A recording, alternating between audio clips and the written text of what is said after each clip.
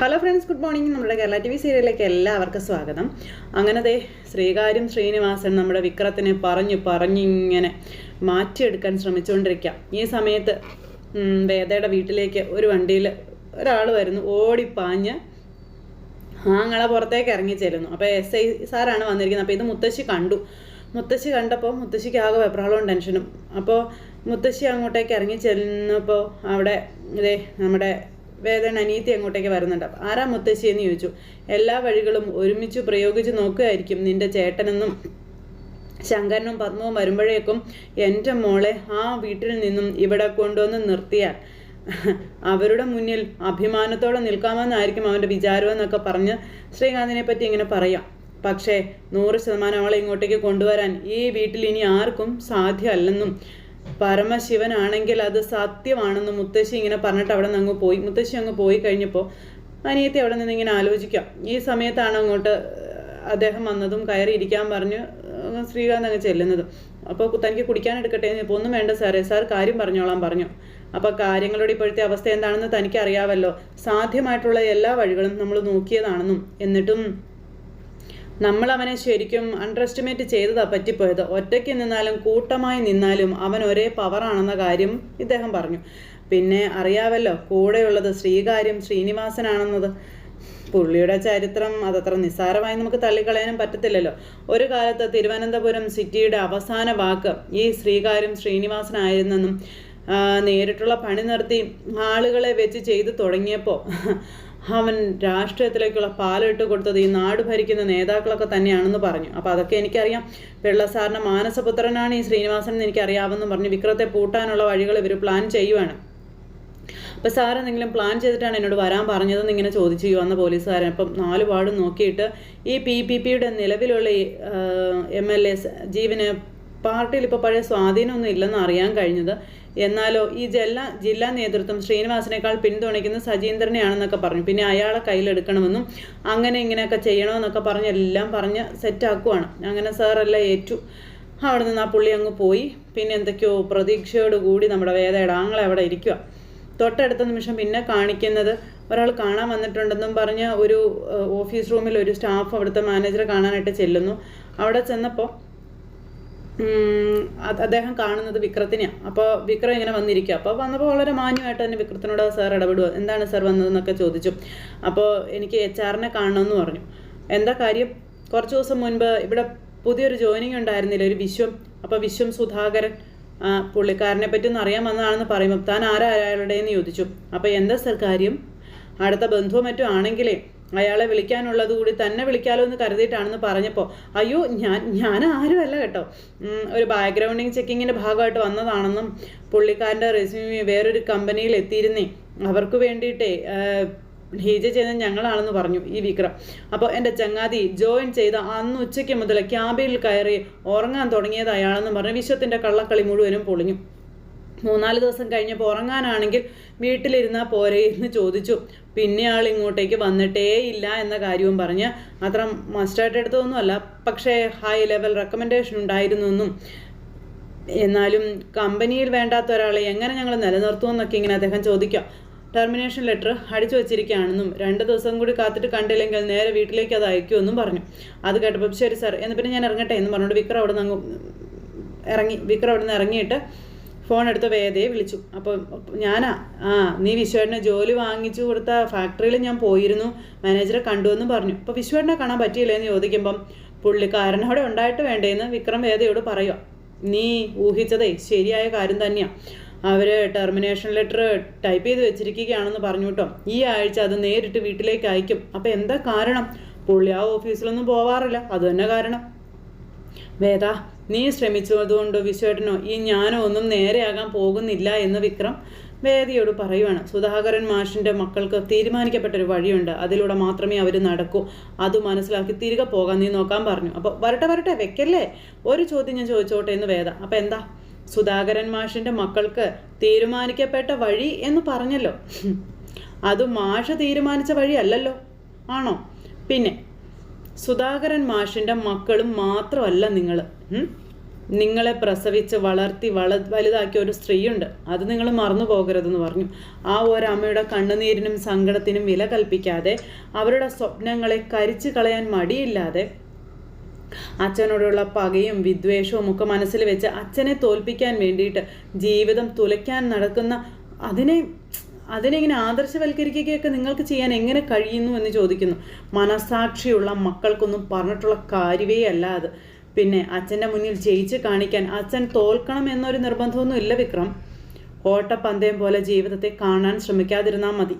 ഒരുമിച്ച് ജീവിക്കുകയും അല്ലെങ്കിൽ ഒരുമിച്ച് ജയിക്കുകയും ചെയ്യുമ്പോഴേ ജീവിതത്തിനൊരു ഭംഗിയൊക്കെ അർത്ഥമൊക്കെ ഉണ്ടാവുകയുള്ളൂ എന്ന് പറഞ്ഞുകൊണ്ട് വേദ ഫോൺ അങ്ങ് കട്ട് ചെയ്തു. വിക്രം അവിടെ വിഷമിച്ച് അങ്ങനെ നിൽക്കുന്നു. ഈ സമയം പിന്നെ കാണിക്കുന്നത് അവിടെ ഇരുന്ന് നഖവും കടിച്ച് തിന്നുകൊണ്ടിരിക്കുകയാണ് നമ്മുടെ നന്ദിനി. അപ്പോഴാണ് വടയായിട്ട് ഭർത്താവ് അങ്ങോട്ടേക്ക് വരുന്നത്. നോക്കി നന്ദിനി, വട മനുഷ്യൻ്റെ ഉള്ളിൽ ഇവിടെ തീ കത്തിക്കൊണ്ടിരിക്കണം, നിങ്ങളുടെ ഒരു ഉഴുന്ന് വട എന്ന് പറഞ്ഞ് ദേഷ്യപ്പെട്ടു. അപ്പം നിനക്ക് വേണ്ടെന്ന് ആരെങ്കിലും പറഞ്ഞെന്ന് ചോദിച്ചിട്ടുണ്ട്. അത് കടിച്ച് മുറിച്ച് തിന്നുകൊണ്ടിരിക്കാം. വിനയൻ ഇവിടെ വന്ന് ഇരുന്നേ. എന്താടി എനിക്കാകെ ടെൻഷൻ ആവുകയാണെന്ന് പറഞ്ഞപ്പം എന്താ എൻ്റെ പൊന്നും കൂടത്തിന് ഇത്ര ടെൻഷൻ വരാനുള്ള കാരണം? അമ്മ വല്ല വഴക്കേം പറഞ്ഞോ? പിന്നെ ആര് നിങ്ങളുടെ അമ്മയെ വില വയ്ക്കുന്നു എന്നേരം നന്ദിനി. അല്ല, അമ്മ എന്തെങ്കിലും പറഞ്ഞാലൊന്നും എനിക്ക് ടെൻഷനും സങ്കടമൊന്നും ഉണ്ടാവില്ലെന്ന് പറയായിരുന്നേ. എന്നാൽ കുറുക്കാശ് വാങ്ങിക്കാനായിട്ട് കളക്ഷൻ ഏജൻറ്റിനെ ഇങ്ങോട്ട് പറഞ്ഞു വേണ്ട വല്ല കാര്യം ഉണ്ടായിരുന്നോ? അതുകൊണ്ടല്ലേ ഞാനിപ്പോൾ സങ്കടപ്പെട്ടിരിക്കേണ്ടി വന്നതെന്ന് ചോദിച്ചു. അപ്പോൾ എടി, അവൻ വന്ന് കാശ് വാങ്ങിച്ചുകൊണ്ട് പോയതിന് നീ എന്തിനാ സങ്കടപ്പെടുന്നത്? സമയത്ത് കുറി അടയ്ക്കാൻ പറ്റിയതിന് സന്തോഷിക്കല്ലേ വേണ്ടതെന്ന് ചോദിക്കുമ്പോൾ അവൻ വന്ന് കാശ് വാങ്ങിച്ചുകൊണ്ട് പോകുന്നത് വേദ കണ്ടു. പിന്നെ ഇവിടെ നടന്ന് എന്തൊക്കെയാണെന്ന് അറിയാമെന്ന് ചോദിച്ചു. നടന്ന കാര്യങ്ങൾ മുഴുവനും വള്ളി പുള്ളി പറ്റാതെ അങ്ങ് പറഞ്ഞു കൊടുത്തു. എൻ്റെ പൊന്നേ, അപ്പോൾ എൻ്റെ അധ്വാനം മുഴുവൻ പാഴായി പോയോടിയെന്ന് ചോദിച്ചു. എനിക്കറിയത്തില്ല എൻ്റെ പൊന്നു വിനയായിട്ട് അവളെ ഇവിടെ നിന്ന് പുറത്താക്കണം. അതെങ്ങനെ? ഉമാമഹേശ്വരൻ്റെ നടയിൽ വെച്ച് വിക്രമക്കടെ കഴുത്തിൽ താലി കെട്ടിയതുകൊണ്ടല്ലേ അവൾ ഇവിടെ വന്ന് താമസിക്കുന്നത്. ആ താലി ഞാനങ്ങ് പൊട്ടിക്കും എന്നും, അങ്ങനെ എൻ്റെ മുന്നിൽ ചെയ്ത സത്യത്തിന് വിലയില്ലെങ്കിൽ അവളുടെ വിശ്വാസത്തിന് വിലയില്ലെന്ന് തന്നെയല്ലേ അർത്ഥമെന്ന് ചോദിക്കുമ്പം നാടക്കെന്ന കാര്യം വല്ലോണ്ട് പറ നന്ദിനി എന്ന് വിനയൻ. പിന്നെ ഞാൻ എന്ത് ചെയ്യും വിനയേട്ടാ? നിന്നെ പോലെ കള്ളത്തരമില്ലാത്തത് കൊണ്ട് തൽക്കാലം വേദയത് ആരോടും പറയില്ല എന്ന് നമുക്ക് സമാധാനിക്കാം. ആ പണം എടുത്ത് എത്രയും വേഗം നമുക്ക് സ്ഥലം മേടിക്കാനുള്ള ഏർപ്പാടുണ്ടാക്കാം. പൈസ മണ്ണിൽ കിടന്നാൽ എപ്പോഴും ഇരട്ടിക്കത്തേ ഉള്ളൂ എന്ന് പറഞ്ഞു. അപ്പോൾ അത് വേണ്ട വിനയേട്ടാ, സ്ഥലക്കച്ചവടവും കാര്യങ്ങളും ഒക്കെ നിങ്ങളുടെ അനിയനെ എങ്ങനെയെങ്കിലും മണത്തറിയും. തൽക്കാലം നമുക്ക് ആ പൈസ ബാങ്കിൽ തന്നെ സൂക്ഷിക്കുന്നതാണ് നല്ലത്. അതാണ് ശരിക്കും സേഫ്. തൽക്കാലം നീ തന്നെ മുഴുവനൂടി നിങ്ങൾ തിന്നാൻ പറഞ്ഞു. പിന്നെ എഴുന്നേറ്റ് പോയി, മനുഷ്യൻ്റെ സമാധാനം മൊത്തം കളഞ്ഞെന്നും പറഞ്ഞു. അത് കഴിഞ്ഞതിന് ശേഷം പിന്നെ ഭയങ്കര അഭിനയമൊക്കെ കാഴ്ച വെച്ച് കയറി വരും ആ വിശ്വം. വേദ അവിടെ ഇരിപ്പുണ്ട്, അമ്മ അവിടെ ഇരിപ്പുണ്ട്, നന്ദിനിയുണ്ട്, ശ്രീജയുണ്ട്. എല്ലാവരും ഇങ്ങനെ നിൽക്കുക. അപ്പോഴത്തേക്കും വിശ്വേട്ടന് കുടിക്കാൻ ചായ എടുക്കാനൊക്കെ ആയിട്ട് നമ്മുടെ ശ്രീജ ഭയങ്കര ഉത്സാഹത്തോടെ ഇങ്ങനെ നിൽക്കുക. അപ്പോൾ ജോലിയൊക്കെ എങ്ങനെയുണ്ട് വിശ്വേട്ടാ എന്ന് വേദ ചോദിച്ചപ്പോൾ കൊള്ളാം, നന്നായി പോകുന്നുണ്ടെന്ന് പറഞ്ഞു. എന്നിപ്പോൾ നേരത്തെ ആണല്ലോ, എന്താ? അപ്പോൾ കുറച്ച് നേരത്തെ ഇറങ്ങിയതാ, അതോ സമയം കാൽക്കുലേറ്റ് ചെയ്തപ്പോൾ തെറ്റിപ്പോയോ എന്ന് നമ്മുടെ വേദ ചോദിച്ചു. അപ്പോഴത്തേക്കും വിശ്വൻ എന്ന് പറഞ്ഞിങ്ങനെ നിൽക്കും. അപ്പോഴത്തേക്കും വിനയൻ അങ്ങോട്ടേക്ക് വന്നു. നന്ദിനി അന്നേരം ഇങ്ങനെ നോക്കുക കേട്ടോ. വിശ്വേട്ടന് മാത്രം ആ കമ്പനിയിൽ ഒരുപാട് ഫ്രീഡം കൊടുത്തിട്ടുണ്ടമ്മേ എന്നും പറഞ്ഞിട്ട് നമ്മുടെ വേദ ഇങ്ങനെ പറയാം. വിശ്വന് ഇങ്ങനെ നിന്ന് ആക്കി ചിരിക്കാം.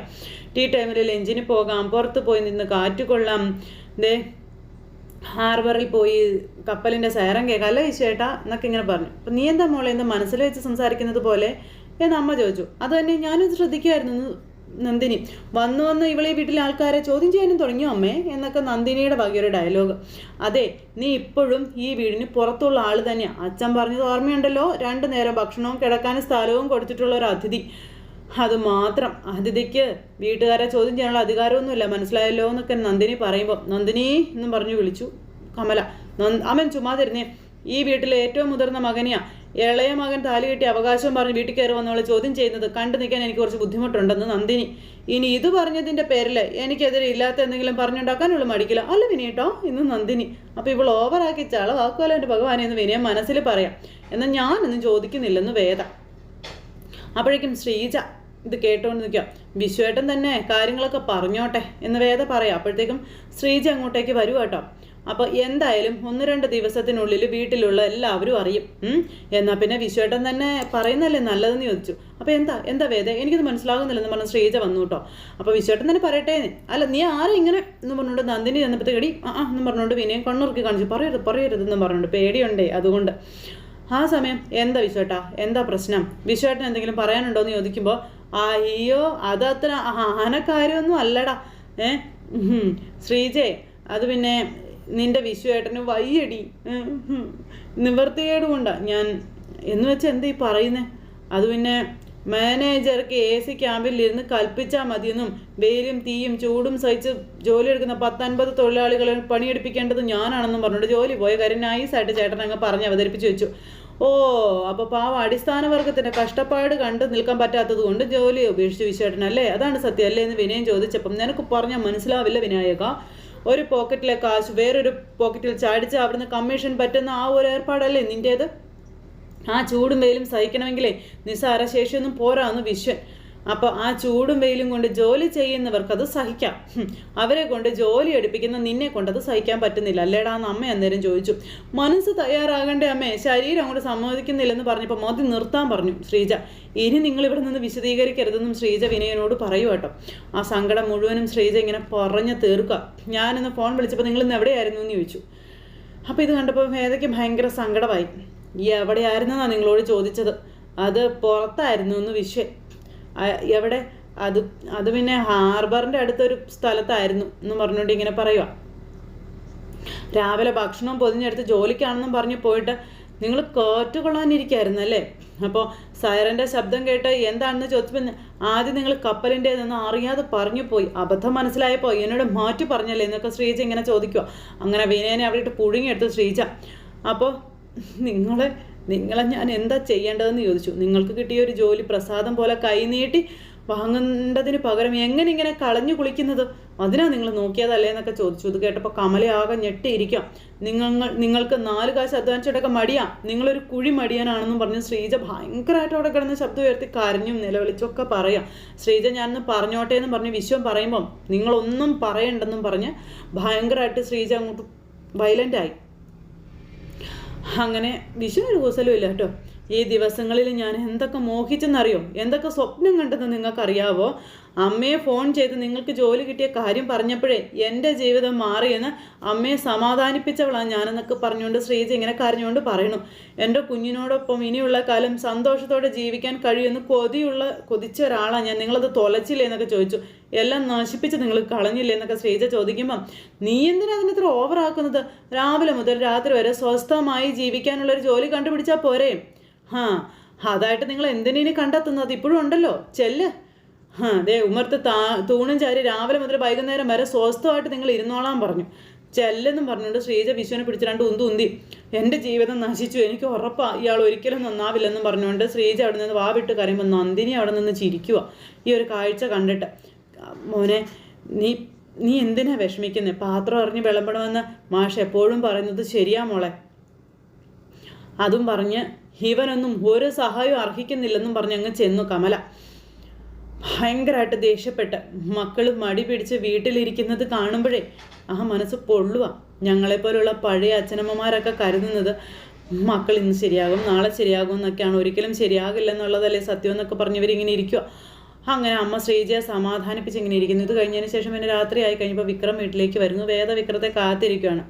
അപ്പോൾ ഇന്നത്തെ സംഭവങ്ങളെല്ലാം വിക്രത്തിനോട് വേദ പറഞ്ഞു. പക്ഷേ ഇതൊക്കെ ഒരു തമാശ പോലെ എനിക്ക് തോന്നിയിട്ടുള്ളതെന്ന് പറയുമ്പം വിശ്വന് ഇത് ആദ്യത്തെ തവണയൊന്നും അല്ലല്ലോ, അതുകൊണ്ടാണ് പുള്ളി ഈ മട്ടിലെന്ന് പറയുമ്പോൾ അത് സഹിക്കേണ്ടത് ശ്രീജയുടെ അല്ലേ എന്ന് വേദ അന്നേരം ചോദിച്ചു. എന്നിട്ട് എന്താ ഉണ്ടായെന്ന് ചോദിച്ചു. അപ്പോൾ കാര്യങ്ങളെല്ലാം പറഞ്ഞു. അപ്പോൾ ഇവർ തമ്മിൽ അങ്ങോട്ടും ഇങ്ങോട്ടും ഈ വിവരങ്ങളെല്ലാം പറഞ്ഞ് സംസാരിച്ചുകൊണ്ടിരിക്കുക. അപ്പോൾ വേദയോട് വീണ്ടും വിക്രം പറയുന്നത് ഈ ഒരു പ്രയത്നം അത് വേണ്ടാന്ന് വെച്ചാൽ പോരെയെന്ന്. അപ്പോൾ അതിൽ നിന്ന് താൻ പിന്നോട്ട് മാറില്ലെന്നും പറഞ്ഞുകൊണ്ട് 2 പേരും അങ്ങോട്ടും ഇങ്ങോട്ടും വഴക്കും വക്കാണും ഒക്കെ ആയിട്ട് നിൽക്കുന്നിടത്ത് ഇന്നത്തെ കഥ അവസാനിച്ചപ്പോൾ എല്ലാവരും കാത്തിരുന്ന് കാണുന്നോട്ടെ. എല്ലാവർക്കും നല്ലൊരു ദിവസം ആശംസിക്കുകയാണെങ്കിൽ നന്ദി.